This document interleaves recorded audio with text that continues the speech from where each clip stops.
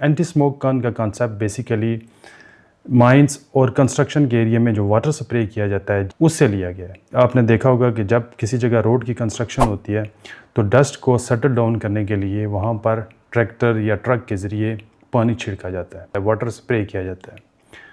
उससे ये होता है कि जो डस्ट होती है वो सेटल डाउन हो जाती है। इसी कंसेप्ट को स्मोक को कंट्रोल करने के लिए भी इस्तेमाल किया गया और ये चाइना ने शुरू किया था।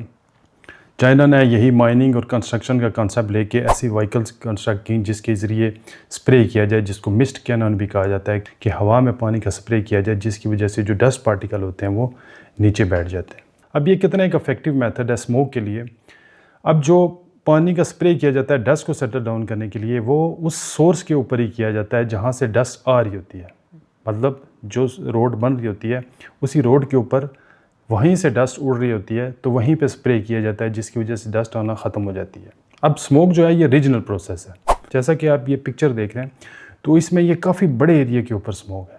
पाकिस्तान और इंडिया के बहुत सारे इलाके स्मोक में कवर हो रहे हैं और इसका सोर्स एक नहीं या किसी एक जगह से नहीं है बल्कि डिफरेंट एरिया से है जो इस पूरे इलाके को विंटर में स्मोक से कवर कर देते हैं। तो ये मैं बता रहा था कि ये कॉमन सेंस की बात है कि जैसे हम मिट्टी के ऊपर पानी का स्प्रे करते हैं तो डस्ट ख़त्म हो जाती है, तो ये वाला मेथड स्मोक के ऊपर इफेक्ट नहीं कर सकता क्योंकि स्मोक का सोर्स कहीं और होता है और ये रिमोट सोर्स होता है। ज़रूरी नहीं है कि जिस शहर में या जिस सड़क पे आप स्प्रे कर रहे हैं वहीं पे इसका सोर्स है। फॉर एग्जांपल लाहौर के अंदर जो स्मोक है उसका सोर्स ज़रूरी नहीं है कि वो लाहौर के अंदर ही है, वो डिफरेंट एरिया उसके सराउंडिंग्स के एरियाज़ इंडिया के एरियाज़ भी हो सकते हैं और इसी तरह इंडिया के अंदर जो स्मोक है उसका सोर्स भी पाकिस्तान में भी एग्जिस्ट कर सकता है। हवा जब चलती है तो ये स्मोक डिफरेंट एरियाज़ में फैल जाती है। अब ये जो स्प्रे किया जाता है इसकी इफेक्टिवनेस टाइम के लिहाज से सिर्फ 30 मिनट से 1 आवर तक हो सकती है मैक्सिमम। अगर हवा चले तो इससे भी कम हो सकती है, 10-15 मिनट में वापस स्मोक आ सकती है। इसी तरह जो एरिया होता है वो तकरीबन 50-60 मीटर तक ही उसका इफेक्ट होता है, ज़्यादा दूर तक नहीं होता। अगर आप आसान लफ्ज़ों में इस बात को समझने की कोशिश करें तो एंटी स्मोक गन ऐसे ही करती है जैसे आग कहीं और लगी हुई है और आप धुएं के ऊपर पानी छिड़क रहे हैं और ये समझ रहे हैं कि धुएं के ऊपर पानी छिड़कने से आग भी ख़त्म हो जाएगी।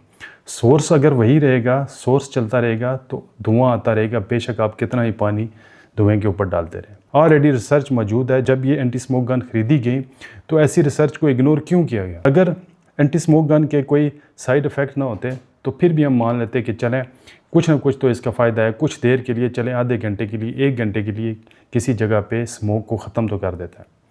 लेकिन ये ऐसा नहीं है, इसके साइड इफ़ेक्ट्स भी हैं और वो ज़्यादा ख़तरनाक है। उम्मीद है आज की वीडियो आपको पसंद आई होगी। मिलते हैं नेक्स्ट वीडियो में। अल्लाह हाफिज़ एंड बाय बाय।